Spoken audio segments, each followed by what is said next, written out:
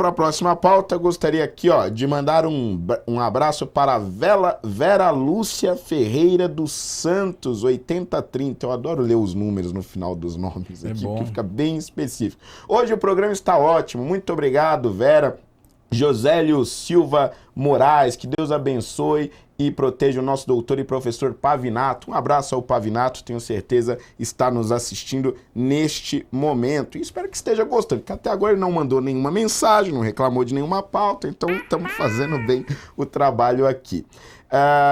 Aqui tem o Rui Carlos Senmai HWH6936. Esquerdopata sem live, deixei meu like, é isso aí, estamos junto, todos vocês que estão nos acompanhando, obrigado pela sua audiência, e se você está nos assistindo pelo YouTube, já vai lá e deixa o seu like, se você ainda não deixou, é só fechar aí o chat ao vivo, você tem um xizinho, fecha o chat ao vivo, que aí vai aparecer aquele joinha e você clica lá e depois tem uma setinha que começa fina e termina cabeçuda. Você clica nela e você compartilha o link e divulga essa live para os seus amigos, para os seus parentes e todos aqueles que você acha que devem acompanhar este programa. E vamos lá para a nossa próxima pauta, porque segundo dados da CNC, Confederação Nacional do Comércio de Bens, Serviços e Turismo, o endividamento das famílias brasileiras alcançou 82% em julho deste ano, o maior patamar da série histórica iniciada em 2015. O avanço de 0,4 ponto percentual em relação aos 81,6% de junho evidencia o comprometimento da renda nacional, o que afeta diretamente a capacidade de consumo e dita o ritmo do setor produtivo. O percentual corresponde ao número de famílias que relataram ter dívidas a vencer com cartão de crédito, cheque especial, carnê de loja, crédito consignado, empréstimo pessoal, cheques pré-datados e prestações de carro e casa. Eu tô nessa aí, tô pagando o carro, tô pagando a casa. O economista-chefe da CNC, Fábio Bentes, afirmou que a queda de 0,25% da taxa Selic anunciada ontem pelo Banco Central favorece o mercado. Abre aspas. A decisão de reduzir os juros básicos tende a contribuir para a diminuição do custo das novas operações de crédito. Fecha aspas. O presidente Lula manifestou interesse em... Ah, não. Eu continuo nessa pauta ou essa já é outra pauta? Já mudou. Ah, tá. Tá bom, tá bom. Ah, tá. Eu já ia lendo direto, não tô acostumado.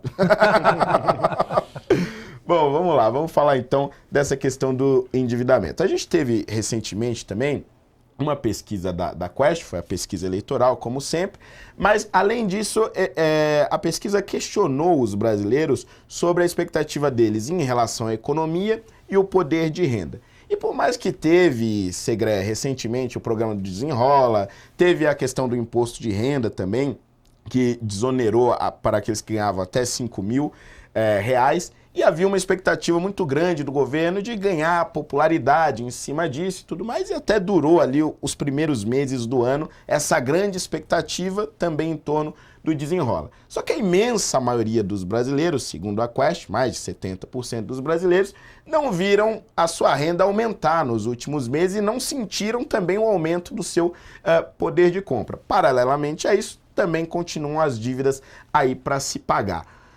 Isso é mais um sinal de que esse populismo do Lula e esse populismo do PT como um todo está se desgastando?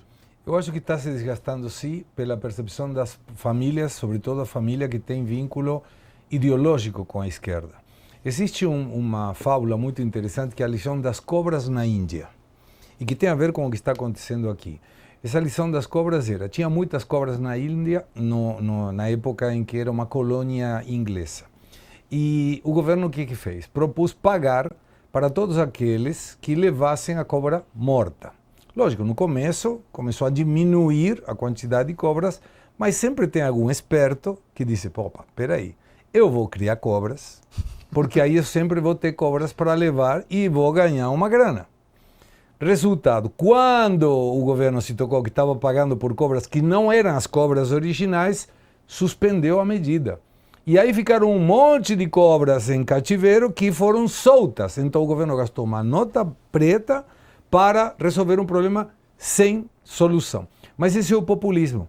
O Bolsa Família faz exatamente isso. Você falou do Desenrola. Teve Desenrola 1 e Desenrola 2. Exato. Quando uma família se endivida e ele pensa que vai vir um Desenrola 3, ele não está nem aí com o endividamento, porque ele está contando com que o governo ajude ele. E aí aparece a criatividade natural do ser humano brasileiro, tem uma particularmente criativa, então começa a criar essas cobras. Então eu quero um Bolsa Família, para quê? E porque não vou precisar trabalhar. Se a família tiver um ingresso por pessoa de R$218, ele não é apto para o Bolsa Família. Basta ter um filho a mais, divide por outra pessoa a mais, aí tem Bolsa Família. Isso vai criando uma quantidade de pessoas que não têm um desenvolvimento cognitivo correto, porque não se alimentam à base de proteína. Você da área de saúde sabe perfeitamente isso. E o cérebro do ser humano, de qualquer pessoa que nasce, está desenvolvido em 23% a 24% logo no nascimento. Depois é que continua até os 21 anos desenvolvendo. O que precisa para isso? Proteína. E quando você recebe uma Bolsa Família, uma cesta básica, você tem farinha e açúcar. Então a pessoa fica gordinha e feliz, mas não resolve a questão cognitiva. E essa é uma estratégia proposital do governo de esquerda para fazer de você, e sei que tem muito canhoteiro aqui no programa assistindo, vários porque dá para aqui ver. No chat, então, o saco. Estão te enganando, cara. Estão te enganando. Porque cria um programa que teoricamente vai ajudar as pessoas a deixar de se endividar. E não vai resolver. Se o governo não dá o exemplo, e ele não dá, porque gasta como se não houvesse amanhã, as famílias vão fazer exatamente a mesma coisa. E gera uma dependência que, num momento, vai ter que dar calote. Da mesma forma que, se não melhorar a questão fiscal, o governo brasileiro, em breve, também vai ter que dar calote. Olha, Segré, você irritou os esquerdistas. Eu adoro isso. Eu adoro isso. Aí, ó, lixo bolsonarista! Não, é critério. O problema é que eles não têm critério. Aí, como não tem critério, não entendem de argumento, não entendem nada. Eles ficam bravos. Bom, se o esquerdista entendesse economia, não seria esquerdista. Verdade, então, verdade. Pronto. Muito bem colocado, muito bem colocado. Agora, Eduardo, pegando o gancho aí que o Segré nos trouxe, recentemente, eu não vou lembrar agora qual foi o jornal, não sei se foi o Estadão, se foi a Folha, mas eles fizeram um levantamento das políticas econômicas de final de mandato de Jair Bolsonaro e de Lula agora nesse período, né? E aí é muito interessante que as políticas econômicas do governo Bolsonaro, elas foram todas no sentido de incentivo à economia com redução de taxas e impostos. Então ele tirou taxas e impostos de diversos setores e dessa forma tentando incentivar. Teve, por exemplo, o caso da gasolina, por exemplo, que ele cortou boa parte dos impostos federais, os governadores até ficaram bravos, porque depois ficou a conta para eles, né? Tipo, o governo federal reduziu, os governadores não e tal. Mas eu diria que foi até uma competição do bem, que foi um incentivo. Qual governo vai reduzir menos impostos? Ou seja, vai tirar a carga das costas do trabalhador. Agora, no governo Lula, você tem também uma série de políticas econômicas. Quase nenhuma é para redução de impostos e redução de taxas. E a imensa maioria, mais de 68% das políticas anunciadas, foram de facilidade de crédito. Ou seja, facilidade para a pessoa se endividar. E essa é uma política clássica do PT, né? Incentivar o consumo e sem dar a educação financeira. Tá aí a receita para o fracasso, né? Uhum. Exato, perfeito, Holliday. Exatamente isso, até porque, bom, igual você comentou, né? O Paulo Guedes adotou o que é chamado na corrente econômica de a corrente pelo lado da oferta. Então você faz, inclusive o Ronald Reagan fez isso na década de 80, até pela assessoria do Arthur Laffer, em que você reduz os impostos exatamente porque você aquece a economia, não com o recolhimento, mas sim exatamente com a redução. Então as pessoas ficam mais animadas, obviamente, tanto o setor industrial quanto o setor de consumo, que você tem menos recolhimento de tributos, por sua vez você sobra mais dinheiro. Eu não preciso inverter, por isso que é chamado de condução anticíclica, que é a linha da esquerda. Porque a linha da esquerda, ele cria uma situação artificial, aí vem com a concessão de crédito, e aí essa roda fica dependente disso. Então, novamente, tem-se o problema, dá uma concessão de crédito, e aí a pessoa se endivida, aí você cria um programa parcelamento, de solução de endividamento e segue essa roda. Seja na esfera industrial, que a gente tem aí o que ele chamou de Brasil soberano, que há males que vem para o bem, para tentar amenizar o tarifaço, seja na esfera cívica, seja na esfera física, do CPF da pessoa. Por quê? Porque a pessoa vai começar a ir para o desenrola 1 e desenrola 2. Então ela acha que está nessa constante. Ocorre que, isso já é uma política até, o próprio Segré pode falar bem, que aconteceu na Argentina, que tinha uma corrente lá da turma da Kirchner e agora vem com essa linha do Milei.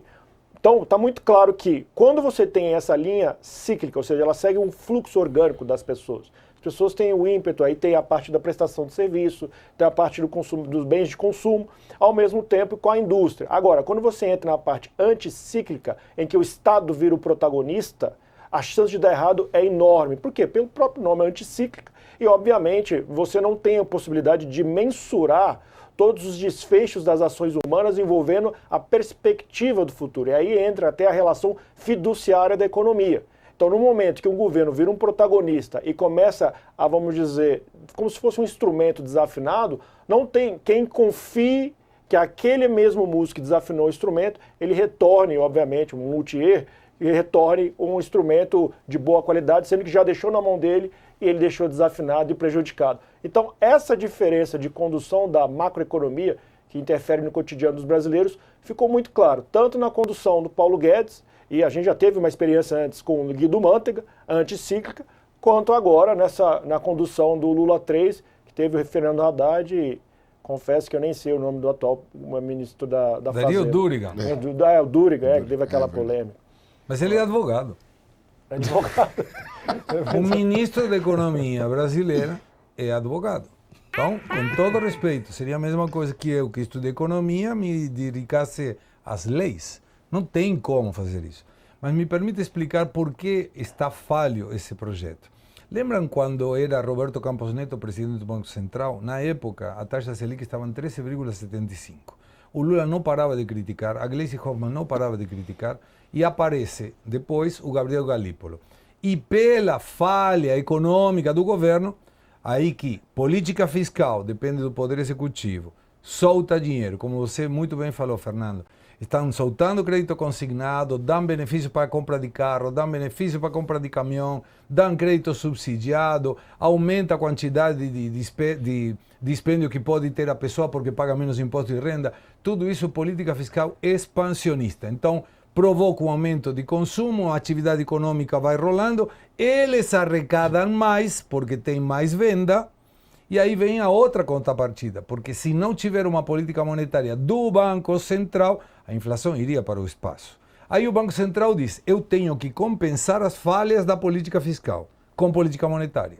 Aumenta a taxa de juros, ou mantém agora em valor de 14%, que é altíssima, com uma inflação de 5%, mesmo que mentirosa, é uma segunda taxa real, ou seja, já tirando a inflação, fica positiva, do mundo. E aí qual é a questão? É como se fosse uma motocicleta. Eu sempre dou esse exemplo, mas é muito gráfico.